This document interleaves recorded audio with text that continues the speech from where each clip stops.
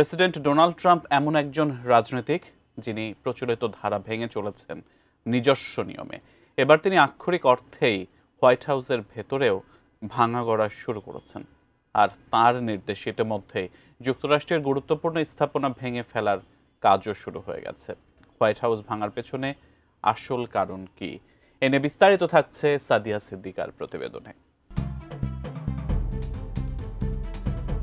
Donald ট্রাম্পকে বলা হয় নিয়ম ভাঙা রাজনীতিক, যিনি সবসময় প্রথা ও শৃঙ্খলার সীমা ছাড়িয়ে নিজের ছন্দে চলেন।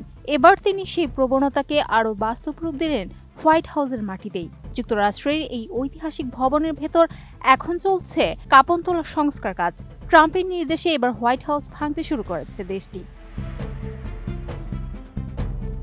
নতুন বলরুম নির্মাণের নির্দেশে সোমবার হোয়াইট হাউসের ইস্ট উইংয়ের একটি অংশ ভেঙে ফেলা হয়েছে।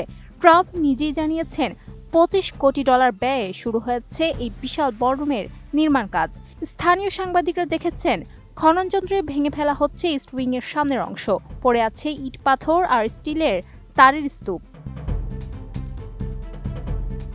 এ নিয়ে ট্রাম্প বলেন, আমি আনন্দের সঙ্গে ঘোষণা করছি হোয়াইট হাউস প্রাঙ্গণে নতুন বিশাল ও সুন্দর বলরুমের নির্মাণ কাজ শুরু হয়েছে।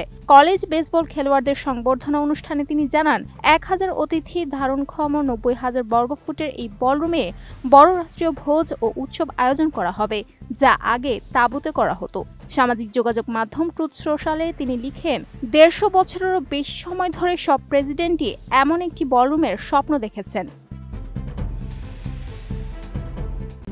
RICL TMX, যুগের পর যুগ স্থাপনা থাকে মজবুত।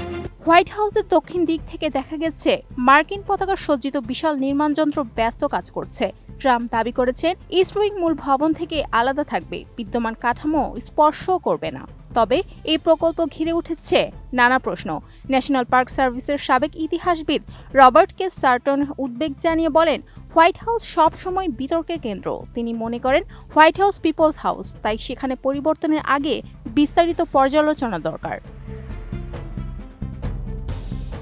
ধারণা করা হচ্ছে এই বলরুমে 600 থেকে 900 জনের ধারণ ক্ষমতা থাকবে।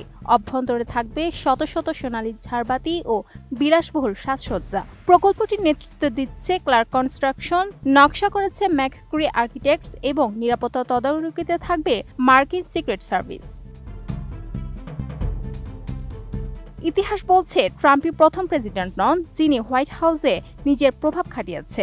এর আগে ওবামা টেনিস কোর্টকে বানিয়েছিলেন বাস্কেটবল কোর্ট। নিক্সনের আমলে প্রেস রুম গড়ে উঠেছিল সাবেক সুইমিং পুলের জায়গায়। আর সবচেয়ে বড় সংস্কার করেছিলেন ট্রুম্যান, যিনি 1948 থেকে 52 সালে হোয়াইট হাউস পুরোপুরি পুনর্নির্মাণ করেছিলেন। Sadia Siddika, ATN news.